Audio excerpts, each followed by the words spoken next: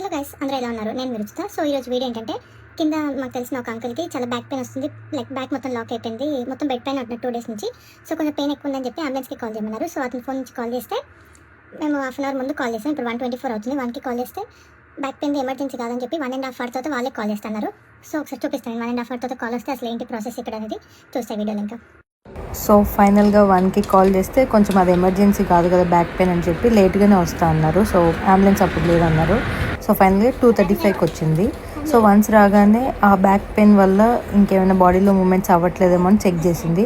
So దాని తర్వాత body checkup ఏదో చెక్ చేసి మా దగ్గర నుంచి 2 పారాసెటమాల్, ఒకటి పెయిన్ కిల్లర్ తీసుకొని అవే ట్యాబ్లెట్స్ ఇప్పించి కొంచెం వాకింగ్ కూడా చేయించింది.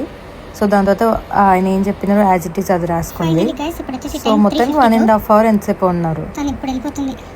కార్ కనిపిస్తుంది బయట నుంచి.